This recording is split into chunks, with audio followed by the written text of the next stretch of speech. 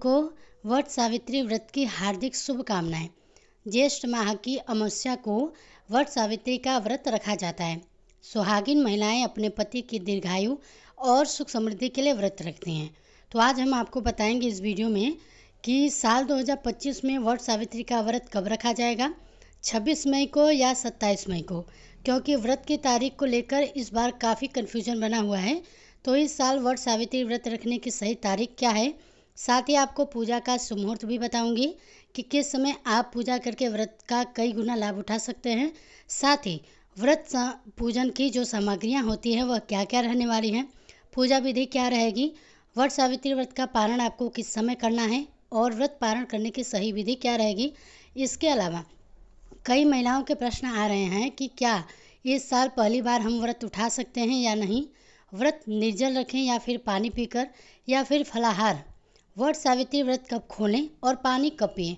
साथ ही आपको इस वीडियो में अखंड सौभाग्य की प्राप्ति के लिए एक उपाय भी बताऊंगी जिसे हर सुहागिन महिलाओं को इस दिन जरूर से करना चाहिए ताकि उन्हें अखंड सौभाग्य की प्राप्ति हो। इन सभी विषयों की संपूर्ण जानकारी आपको इस वीडियो में प्राप्त होगी, लेकिन उससे पहले आपसे निवेदन है कि यदि आपको वीडियो थोड़ा भी उपयोगी लगे तो वीडियो को लाइक कीजिएगा, साथ ही कमेंट बॉक्स में जय सावित्री माता जरूर लिखिएगा। यहीं कुछ जगह पर ज्येष्ठ पूर्णिमा के दिन भी वट सावित्री का व्रत रखा जाता है। आपको बता दें कि इस दिन व्रत रखकर सुहागिन महिलाएं वट वृक्ष की यानी कि बरगद के पेड़ की पूजा करती हैं और अपने पति की लंबी आयु, सुख समृद्धि और अखंड सौभाग्य का वरदान प्राप्त करती हैं। दोस्तों, इस दिन बरगद के पेड़ की पूजा का विधान है। आपको बता दूं कि बरगद के पेड़ के तने में भगवान विष्णु का, जड़ में ब्रह्मा जी और मध्य में भगवान शिव का वास माना जाता है और इस वृक्ष में कई शाखाएं नीचे लटकती हैं। उन्हें देवी सावित्री का रूप माना जाता है। मान्यता है कि वट वृक्ष की पूजा करने से त्रिदेव का आशीर्वाद मिल जाता है और समस्त मनोकामनाओं की भी पूर्ति होती है। मान्यता है कि ज्येष्ठ मास की अमावस्या तिथि को वट वृक्ष की छांव में देवी सावित्री ने अपने पति के प्राण यमराज से पुनः प्राप्त किए थे। तभी से पति की लंबी आयु के लिए इस व्रत को रखा जाने लगा। तो चलिए जानते हैं साल 2025 में वट सावित्री का व्रत किस दिन रखा जाएगा और पूजा व व्रत पारण करने का शुभ मुहूर्त क्या रहेगा और इस दिन राहु काल का समय कब से कब तक रहेगा। तो आपको बता दें कि इस साल ज्येष्ठ माह के कृष्ण पक्ष की अमावस्या तिथि की जो शुरुआत हो रही है वह 26 मई 2025 की दोपहर 12:11 पर होगी और अमावस्या तिथि की जो समाप्ति होगी वह 27 मई 2025 की सुबह 8:31 पर हो जाएगी। तो दोस्तों, हालांकि सूर्योदयकालीन अमावस्या 27 मई को है, इसलिए ज्येष्ठ अमावस्या का स्नान दान 27 मई को होगा, लेकिन शास्त्रों में ऐसा वर्णन है कि वट सावित्री का व्रत उस दिन रखना चाहिए जिस दिन अमावस्या दोपहर के समय मिल रही हो। तो इस हिसाब से इस साल वट सावित्री का जो व्रत है 26 मई 2025 दिन सोमवार को रखा जाएगा और साथ ही इस दिन सोमवती अमावस्या का भी संयोग बनेगा। और बात करें पूजा के शुभ मुहूर्त की, तो इस दिन पूजा के 2 शुभ मुहूर्त मिल रहे हैं, जिसमें से पहला शुभ मुहूर्त जो है सुबह 5:25 से लेकर सुबह 7:09 तक रहने वाला है और जो दूसरा शुभ मुहूर्त है वह सुबह 8:52 से लेकर सुबह 10:35 तक रहेगा। इस दिन अभिजीत मुहूर्त जो है सुबह 11:51 से लेकर दोपहर 12:46 तक रहेगा और इस दिन गोधूली मुहूर्त जो है शाम 7:10 से लेकर शाम 7:31 तक रहने वाला है। इस दिन सूर्योदय का जो समय है सुबह 5:25 पर रहेगा। सूर्यास्त का जो समय है शाम 7:11 पर रहेगा। इस दिन राहु काल का समय है सुबह 7:09 से लेकर सुबह 8:52 तक। तो दोस्तों, राहु काल का जो समय है उसे अशुभ माना जाता है। इस दौरान कोई भी शुभ कार्य ना करें।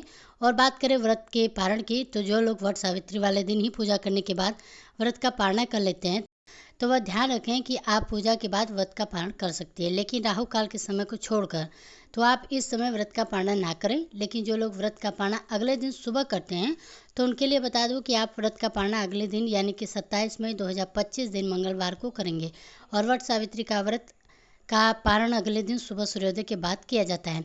इस दिन सूर्योदय का जो समय है सुबह 5:25 पर रहेगा।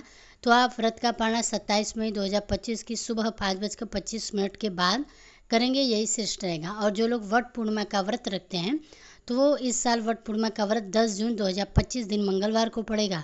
तो चलिए अब जानते हैं कि वट सावित्री व्रत की पूजन सामग्री और पूजा विधि क्या है। तो देखिए, वट सावित्री की पूजा में इन सभी सामग्रियों की बहुत ही आवश्यकता होती है। इनमें से यदि आप घर पर पूजा कर रही हैं तो बरगद की डाल को आप किसी भी गमले में लगाकर बरगद के पेड़ की पूजा कर सकती है। या फिर आप बरगद के पेड़ के पास जाकर भी पूजा कर सकती हैं। इसके साथ आपको सामग्री में क्या चाहिए तो देखिए, बांस का पंखा चाहिए होगा, धूप, दीपक, घी, फूल, फल में खरबूजा, खीरा, ककड़ी आदि के अलावा रोली, सिंदूर, लाल कलावा, कच्चा सूत, अक्षत, 14 गेहूं के आटे की बनी हुई फुइयाँ, आम, 14 गेहूं के आटे के बने हुए पुए यानी कि गुलगुले, 16 श्रृंगार का सामान, 5 सुपारी, नारियल, थोड़े से भीगे हुए काले चने चाहिए, जल का लोटा चाहिए, बरगद की कोपल, गाय का गोबर, पूजा की थाली में चावल और हल्दी का बना हुआ एप्पन, इन सभी चीज़ों की आवश्यकता होगी। दोस्तों, वट सावित्री व्रत वाले दिन व्रती महिला को सुबह जल्दी उठकर स्नान आदि करने के बाद स्वच्छ वस्त्र धारण करने चाहिए। इसके बाद व्रत का संकल्प लें। अब जो महिलाएं घर पर पूजा कर रही हैं तो वह किसी गमले में वट वृक्ष की डाल को गाड़कर पूजा करें। सबसे पहले चौक पूरें, फिर उसके ऊपर वट वृक्ष वाला गमला रखें, या फिर जो लोग पूजा के लिए बरगद के पेड़ के पास जा रहे हैं तो वह ध्यान रखें कि सबसे पहले पेड़ के चारों तरफ साफ सफाई करके पूजा करें और सावित्री माता की मूर्ति बनाएं। साथ में एक गौर भी बनाएं। इसके बाद वट वृक्ष को जल अर्पित करें, फूल माला आदि चढ़ाएं, रोली, अक्षत आदि चढ़ाएं, फल में खरबूजा आदि चढ़ाएं। अब भोग अर्पित करें। आटे की पूड़ी, गुलगुला का भोग अर्पित कीजिएगा, भीगे हुए चने चढ़ाइएगा। इसके बाद वट वृक्ष को पंखे से हवा दें, धूप दीप जलाएं। इसके बाद आप कच्चा सूत लेकर वट वृक्ष के चारों ओर लपेटते हुए वट वृक्ष की परिक्रमा करें। आप परिक्रमा 5, 7, 11, 21, 51 या 108 बार अपनी क्षमता के अनुसार कर सकती हैं। ध्यान रखिएगा कि परिक्रमा पूरी होने के बाद धागे को तोड़े नहीं, बचा हुआ धागा वहीं छोड़ते हैं। अब आप अपने हाथ में भीगे हुए चने लेकर वट सावित्री व्रत की कथा सुने और पढ़ें। अब बरगद के पेड़ की आरती करें और पूजा में हुई भूल चूक की क्षमा मांगें।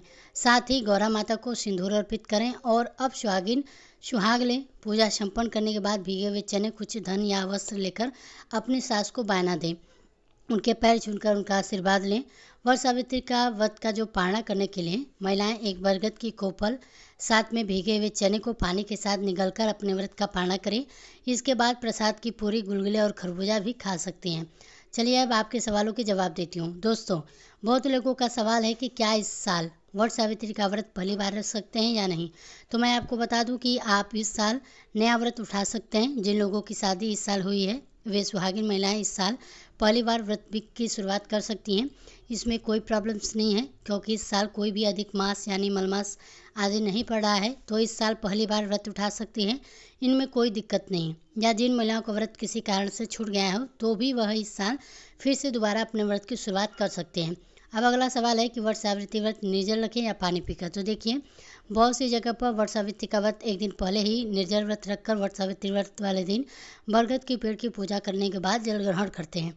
लेकिन कहीं कहीं पर व्रत वाले दिन ही वट सावित्री व्रत की पूजा करने के बाद ही महिलाएं जल ग्रहण कर लेती हैं, या कुछ लोग पूरा दिन रखकर अपने अगले दिन उपवास को खोलते हैं। तो जैसा भी आपके परिवार में होता आया है, आप उस प्रकार से इस व्रत को कर सकते हैं। आप इस व्रत को निर्जल या फिर पानी पीकर या फिर फलाहार करके भी कर सकते हैं।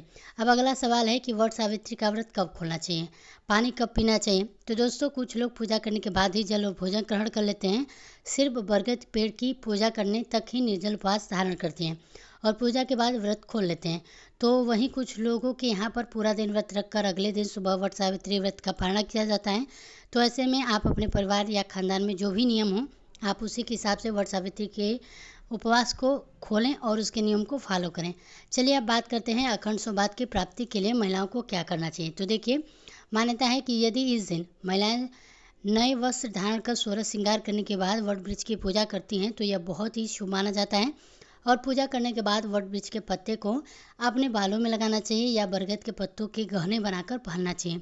इस उपाय को करने से महिलाओं को अखंड सौभाग्य की प्राप्ति होती है। तो दोस्तों, यह जानकारी आपको कैसे लगी कमेंट में ज़रूर बताइएगा। किसी प्रकार का अगर प्रश्न है तो आप हमसे कमेंट बॉक्स में कमेंट करके पूछ सकते हैं, अन्यथा नहीं है तो आप कमेंट बॉक्स में जय माँ सावित्री जरूर लिखिएगा। साथ ही अगर चैनल पर पहली बार है तो सब्सक्राइब करना ना भूलिएगा।